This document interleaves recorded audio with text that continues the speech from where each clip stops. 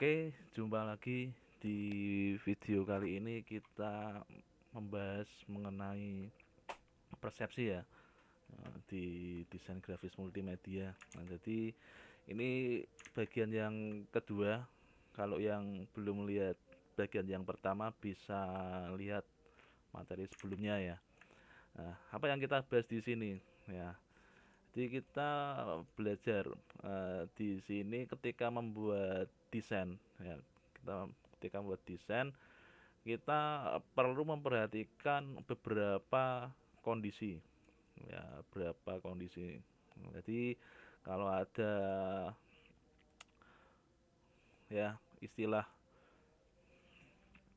posisi menentukan prestasi, nah ini mirip seperti itu. Jadi kita tergantung mau gambar seperti apa sih. Nah, kita melihat sisi psikologis dari kebanyakan orang secara umum ya. Nah, mungkin ada beberapa orang yang karena kasus tertentu eh, cara pandangnya, cara berpikirnya atas suatu gambar, image itu berbeda dengan orang yang lain ya. Jadi seperti yang sudah kita pernah bahas bahwa gambar, sebuah desain gambar ya, itu merupakan alat komunikasi. Nah, tapi sebaliknya bisa saja gambar yang dibuat tidak menjadi alat komunikasi yang baik alias useless, tidak berguna. Nah, supaya berguna gimana? Ya, kita perlu belajar peletakan objek-objek benda yang akan kita desain gambar. Ya, peletakannya gimana? Ya, di persepsi pertama materi yang sebelumnya kita sudah belajar apa itu yang namanya ruang positif, ruang negatif. Nah, kalau di beberapa software editing gambar ya, ruang positif ini biasanya disebut foreground ya, foreground atau dalam beberapa referensi buku menyebutnya gambar image. Nah, sedangkan ruang negatif ini kalau di software desain ini menyebutnya sebagai background. Nah, ya, background. Ya, itu ya. Nah, nanti kita akan melihat contoh beberapa desain gambar. Nanti coba eh, cek secara jujur ya di persepsi kita masing-masing, apa persepsi kita, apa pendapat kita mengenai gambar tersebut ya. Mana yang menarik perhatian kita, foreground atau backgroundnya dulu. Ya, dengan beberapa variasi nanti akan kita lihat ya. Yuk yang pertama. Nah, kalau ada objek yang tertutup ujungnya. Nah, objek tertutup itu apa? Ini ya. Misalkan gambar lingkaran ini. Ini kan tertutup. Atau gambar yang sebelahnya. Ini bisa juga disebut objek tertutup. Nah, jadi kalau ada gambar kayak gini, ini bisa coba dicek ya. Nah, coba tutup mata dulu, nah, kemudian buka mata. Nah, coba apa persepsi dari pertama kali ketika kita melihat gambar ini. Nah, ketika melihat gambar ini pasti pikiran mata kita, nah, persepsi kita langsung tertuju ke gambar ini. Kenapa kalau gitu? Nah, karena persepsinya kalau objek yang ujungnya tertutup ya, itu dipersepsikan sebagai ruang positif atau tadi apa? Foreground. Nah, atau istilahnya gambarnya. Nah, jadi tidak usah diajari, tidak usah dijelaskan, kita tahu bahwa ini yang namanya image-nya. Di foreground-nya, ruang positifnya itu warnanya hitam. Ya. Tidak ada yang mungkin ada yang berpendapat, ya, tapi pada umumnya berpendapatnya yang jadi background itu adalah warna putih, bukan sebaliknya ya, backgroundnya hitam, kemudian foregroundnya diberi putih. Nah, kalau saya bayangkannya kalau backgroundnya yang hitam diberi warna putih, susahnya kayak apa yang buat gambarnya ya, kan lebih enak gambarnya putih, kita beri gambar pewarnaan menggunakan warna hitam. Nah, jadi persepsinya, jadi ini bukan masalah benar atau salahnya, tapi persepsi pada umumnya. Nah, jadi kalau objek tertutup, ya, ruang positifnya gambarnya ya ini, ya, objek yang ruang tertutup. Nah, kemudian berikutnya, kalau ada dua bangun, ya, dua objek, ya, saling berdekatan, nah, saling berdekatan, yang satu polos, nah, ini ya, yang polos warna abu-abu, nah, sedangkan yang satunya bertekstur. Nah, silahkan jujur, ya, nanti tutup mata dulu, buka. Ketika buka mata, pandangan kita tertuju pertama kali kemana sih? Ke gambar satu ini, bangun satu ini, atau gambar dua? Nah, jujur ya. Nah, kalau saya jujur, ya, saya terpakunya ke gambar nomor dua. Nah, karena apa? Karena itu juga bagian dari persepsi. Persepsinya apa? Kalau ada objek yang ada teksturnya, nah, itu langsung memberi efek itu ruang positif. Ya, ini gambarnya di sini nih, menarik perhatian kita langsung. Ya, mata kita akan langsung tertuju ke bagian yang bertekstur. Ya, jadi kalau kita ingin menarik perhatian, ya, dalam sebuah desain implementasinya, ya, ingin lebih fokus, ya, buatlah gambarnya yang ada teksturnya. Nah, tapi sekelilingnya harus polos supaya apa? Menegaskan, menarik perhatian. Nah, ya, misalkan gambarnya bertekstur, backgroundnya juga ada teksturnya, bingung malahan. Ini fokusnya mau ke arah mana sih? Itu ya, persepsi berikutnya mengenai tekstur. Nah, kemudian berikutnya, objek yang bentuknya seperti ini. Ini kalau dilihat gambar apa sih ini sih? Nah, ini adalah gambar setengah lingkaran ya, setengah lingkaran. Nah, tapi kalau dilihat, ya, ini adalah yang hitam ini, objeknya cembung. Hitam itu yang mana? Yang ini ya, nomor satu. Nah, sedangkan objek yang kedua, ya, objek yang kedua itu yang berwarna putih, yang nomor dua ini ya. Yang putih ini bentuknya cekung. Nah, sekarang coba tutup mata. Ini saya bersihkan dulu. Nah, saya bersihkan dulu, buka mata, jujur. Ketika buka mata, fokus kita ke arah mana sih dari gambar ini? Nah, kalau saya jujur langsung mengarah ke yang objek bentuknya cembung alias nomor satu. Nah, persepsinya gimana sih? Persepsinya jadi, ya, kalau ada dua bidang, yang satu cembung atau cekung, ya, fokusnya akan lebih ke arah yang bagian yang bentuknya cembung. Nah, kalau gini berarti yang menjadi foreground mana atau ruang positifnya? Jelas nomor satu, backgroundnya nomor dua. Jadi kalau menggambar, ya, kita menggambar bagian putih dulu. Nah, kemudian baru diberi warna hitam. Bukan kebalikannya ya. Nah, kebalikannya gimana? Nah, bagian ini diberi hitam dulu. Nah, kemudian baru diwarnai putih. Nah, ya. Jadi itu ya persepsinya ya. Backgroundnya putih, gambarnya warna hitam. Nah, kemudian berikutnya,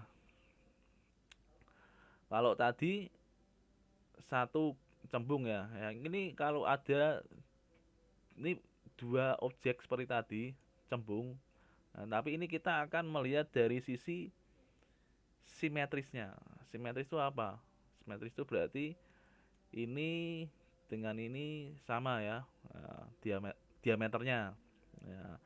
Kemudian lengkungannya ini juga sama. Nah, sama, simetris. Nah, kalau kita melihat gambar ini, nah, maka persepsinya foregroundnya yang mana foregroundnya, nah, gambarnya yang mana gambarnya, ruang positifnya yang mana, nah, yang warna hitam, backgroundnya yang mana backgroundnya yang warna putih. Nah, itu ya, jadi objek simetris ya akan memberi persepsi mudah terlihat ya. Kemudian nih, ini gambar apa nih? Nah, ini enggak usah dikasih tahu, orang mesti bilang ini gambar daun. Nah, gambar daun. Ini daun apa nih ya? Mungkin nggak daun ketela ya nih ya, daun ketela ya. Nah, ini maksudnya apa sih gambar ini? Jadi barang yang atau objek yang sering kita lihat sehari-hari atau istilahnya familiar ya, sering kita lihat, maka itu akan memberi efek bahwa ini foreground ya, ini foreground. Backgroundnya mana? Backgroundnya yang warna putih ya. Jadi gitu ya, objek yang familiar. Nah, kemudian yang berikutnya, nah ini yang menarik ini. Nah, menarik ini. Ini kalau kita perhatikan ini ada dua gambar ya. Yang satu putih, yang satu hitam. Nah, tapi coba dipraktekkan, tutup mata, buka lagi. Nah, ini saya bersihkan dulu ya. Kalau dilihat, kita buka mata, fokus kita kemana sih? Ke yang hitam atau ke putih? Nah, kalau yang gambar tadi ya, gambar yang tadi, nah, fokus kita langsung yang ke hitam, putihnya terabaikan. Jadi gambarnya hitam, backgroundnya putih. Ini juga sama, gambarnya hitam, ruang positifnya hitam, ruang negatifnya putih. Nah, tapi kalau ini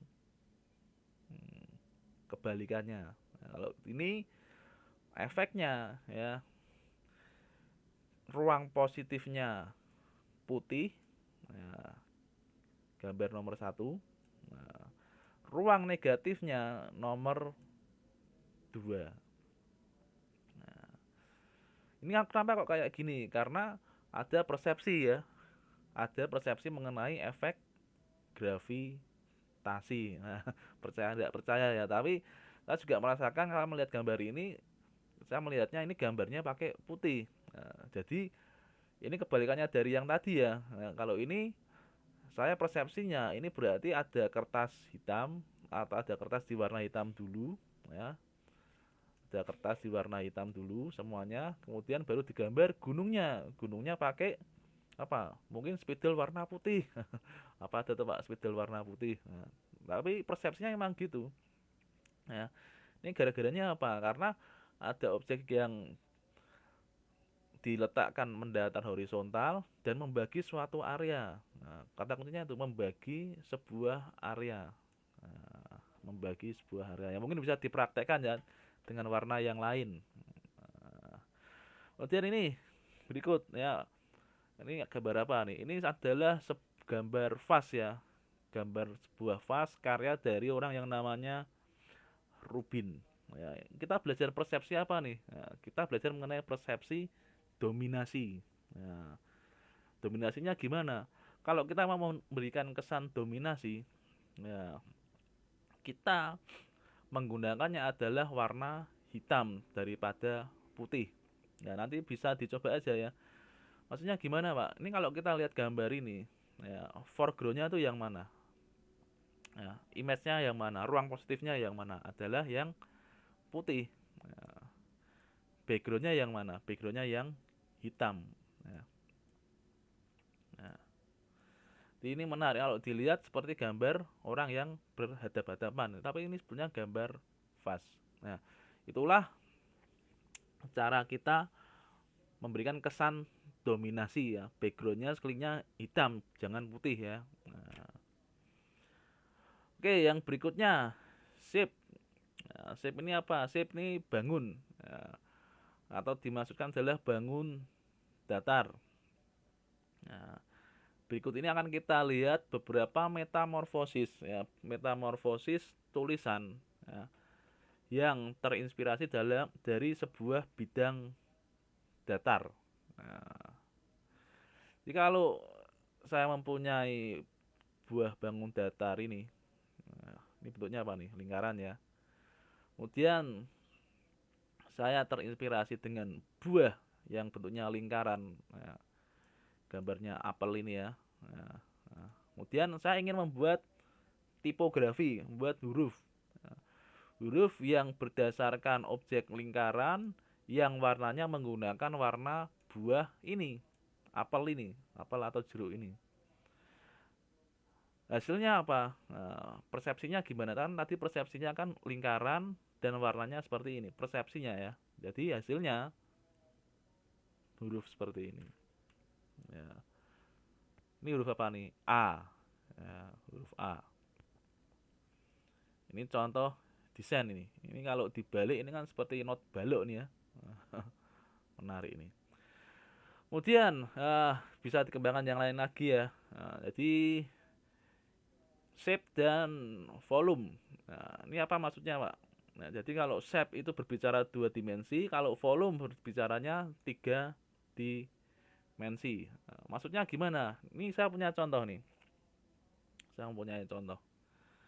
Ya, saya mempunyai contoh ya, mempunyai bangun datar kotak. Ya, bangun kotak kalau mempunyai 3 dimensi, nah itu menjadi balok atau kubus. Nah, kita mempunyai bangun apa sih? Gambar apa sih yang bisa kita buat dari dua objek ini? Nah, kita bisa membuat kamera. Ya, kamera yang bentuknya kotak, terinspirasi dari bangun datar dan bermetamorfosis menjadi kotak, balok, kubus. Nah, kita bikin desain kamera ya desainnya seperti ini. Nah, kalau gitu kita bisa coba latihan apa nih? Nah, nanti silahkan dicoba ya, dicoba membuat inisial nama masing-masing ya. Inisial nama masing-masing menggunakan shape objek bangun datar bebas. Mau kotak, mau lingkaran, mau segitiga, silahkan ya. Dan dikombinasikan dengan eh, boleh buah-buahan atau hal yang lain, eh, bebas. Nah, tapi harus senada ya, harus senada. Misalkan ya ini lingkaran ya, buahnya apa yang lingkaran ya? Apa mungkin rambutan ya? Kalau rambutan ya bisa, tapi harus bentuknya bulat ya. Ataukah bisa diganti menjadi dikombinasikan dengan buah pepaya, nah, pepaya yang lonjong gini? Apakah bisa? Tidak cocok. Nah, berarti harusnya shape-nya oval. Shape-nya oval, buahnya pepaya mungkin atau timun atau terong. Nah, kemudian disilakan bereksperimen membuat inisial berdasarkan shape ini dan buah-buahan atau benda apapun yang kalian sukai. Mau binatang silahkan ya, silahkan bebas ya. Oke, itu buat latihan. Kalau gitu saya kira cukup materi kali ini. Kurang lebihnya mohon maaf dan jangan lupa untuk happy coding.